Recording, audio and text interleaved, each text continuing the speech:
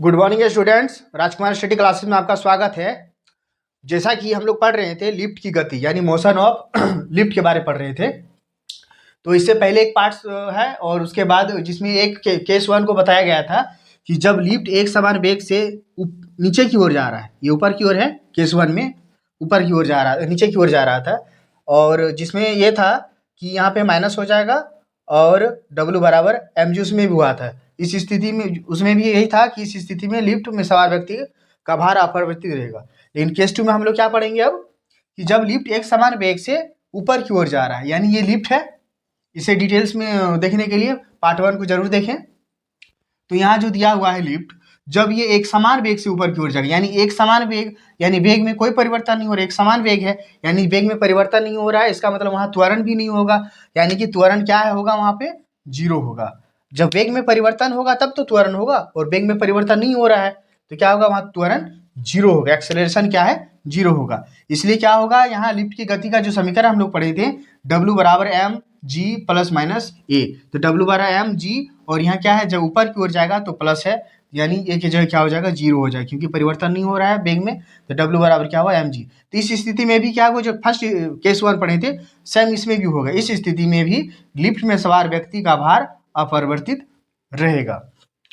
अब हम लोग पढ़ेंगे केस थर्ड के बारे। आप लोग इसे नोट्स करते जाएं। अगला जो केस है, केस थर्ड, इसमें दिया गया है जब लिफ्ट एक समान गति से नहीं, एक समान त्वरण से, यहाँ क्या है, केस वन और टू में था गति एक समान गति से, लेकिन ये क्या एक समान त्वरण से ऊपर की ओर जा रही है, तब क्या होगा, यानी जब ये लिफ्ट है एक समान त्वरण से, ठीक है, तो क्या होगा, यानी त्वरण हो गया ए, यहाँ पे होगा एक समान त्वरण से जा रहा है, तो त्वरण का वैल्यू क्या है, ए, यानी ऊपर की ओर जा रहा है, तो यहाँ क्या होगा, लिफ्ट की गति के समीकरण में प्लस ए हो जाएगा, यानी W बराबर एम इंटू जी प्लस ए, यानी एम को जी से एक बार मल्टीप्लाई करेंगे, फिर एम को एक बार ए से करेंगे, तो M G plus M A होगा। तो इस कंडीशन में क्या होगा, एक समान त्वरण से जब ऊपर की ओर जाएगा तो इस स्थिति में मनुष्य का भार जो है क्या होगा, बढ़ा हुआ बढ़ जाएगा, ठीक है, या फिर बढ़ा हुआ प्रतीत होगा उसको, या फिर मनुष्य का भार क्या होगा, बढ़ जाएगा, ठीक है, बढ़ा हुआ प्रतीत होगा, ये बताना है। यानी कब, जब एक समान त्वरण से, गति से नहीं त्वरण से, ये कंडीशन यहाँ चेंज हो गया है। अब नेक्स्ट जो केस है, केस नंबर 4, उसमें हम लोग देखते हैं, आप लोग इससे भी नोट्स कर लें तब तक। केस नंबर 4 में हम लोग पढ़ेंगे कि जब लिफ्ट एक समान त्वरण से नीचे, जब इससे पहले था ऊपर की ओर जा रहा है, अब एक समान त्वरण से नीचे की ओर आएगी तो क्या होगा, तो एक समान त्वरण है, यानी एक त्वरण का वैल्यू कितना हो गया, यहाँ पे ए हो गया, तो जब ए हो गया तो यहाँ पे क्या है, नीचे की ओर, तो इसमें माइनस लग गया, तो इसको जब करेंगे इससे multiply M G minus M A आएगा, तो इस कंडीशन में क्या होता है, मनुष्य का जो भार है वो घट जाएगा, घटा हुआ प्रतीत होगा। अगला है जो है केस नंबर 5 है, आप इसे नोट्स करते जाएं। अगला जो केस हम लोग पढ़ेंगे, केस नंबर 5, केस नंबर 5, इसमें हम लोग पढ़ेंगे कि जब लिफ्ट का रस्सी अचानक टूट जाए, मान लेते हैं कि लिफ्ट का जो रस्सी है वो क्या हो जाए, अचानक टूट जाए, तो उस कंडीशन में क्या हो सकता है, उस कंडीशन में क्या हो सकता है, यानी जब कोई भी ऑब्जेक्ट नीचे की ओर गिरता है, कोई भी वस्तु नीचे की ओर गिरता है, तो पृथ्वी पर जो त्वरण लगता है उस पर क्या होता है, एक वस्तु गिरे चाहे चार वस्तु गिरे, सब पर समान त्वरण लगता है। यानी यहाँ पे क्या हो जाएगा, जो इसका त्वरण है, मशीन लिफ्ट का जो त्वरण है और पृथ्वी जो खींच रही है, दोनों लगभग क्या हो जाएगा, बराबर हो जाएगा। इसलिए क्या हो गया, यहाँ पे ए का जो वैल्यू है जी के वैल्यू के बराबर हो जाती है, यानी ए बराबर क्या होता है, जी हो जाता है।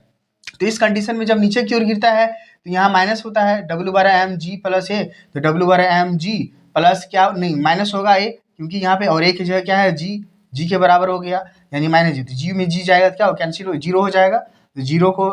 वो जीरो हो गया, जीरो से इसको मल्टीप्लाई करके क्या आएगा, यानी भार जो है क्या, मेरा वेट जो है क्या हो गया, शून्य हो गया, यानी भार शून्य हो जाएगा। भार जो है कैसा प्रतीत होगा, या फिर भार जो है उसका क्या हो जाएगा, लिफ्ट का भार क्या हो जाएगा, शून्य प्रतीत होगा। इस स्थिति में लिफ्ट का नहीं, मनुष्य का भार जो है क्या हो जाएगा, शून्य होगा। अब देखेंगे केस 6, अगला जो नेक्स्ट केस है 6, उसमें देखते हैं क्या होगा, तब तक आप लोग इसे भी नोट्स कर लें। और सबसे लास्ट केस जो है वो दिया गया है, बहुत इंपॉर्टेंट है, ये समझने वाला है कि जब ए का जो वैल्यू है त्वरण का, जो मशीन का जो त्वरण है गुरुत्वीय त्वरण से ज़्यादा हो जाए, किसका, मशीन का त्वरण गुरुत्वीय त्वरण से क्या हो जाए, ज़्यादा हो जाए, तो लिफ्ट के और क्या है, और लिफ्ट नीचे की ओर जा रहा है, तो कौन सा कंडीशन हो सकता है इसमें, जब ए का वैल्यू जी से गुरुत्वीय त्वरण से ए का वैल्यू क्या है, ज़्यादा है। तो हम लोग फार्मूला जो पढ़े हैं इसमें, पृथ्वी समीकरण जो पढ़े हैं W/m g + -a, तो W = m g - a होगा, क्योंकि जब नीचे की ओर आ रहा है तो माइनस हो जाएगा, लिफ्ट नीचे की ओर आ रहा है तो यहाँ पे क्या हो जाएगा, माइनस होगा। यानी इस ए का वैल्यू क्या है, माइनस में है, और ए क्या है यहाँ पे, बड़ा भी है। तो जब बड़ा है और माइनस में है तो जाहिर सा बात है डब्लू का यानी वेट जो होगा मेरा नेगेटिव में आएगा, जो भी वैल्यू आएगा वेट का क्या आएगा, नेगेटिव में आएगा। क्यों आएगा, क्योंकि ए यहाँ पे बड़ा है और ए यहाँ पे माइनस में है, तो बड़ा हो गया और माइनस में, इसलिए माइनस नेगेटिव आएगा।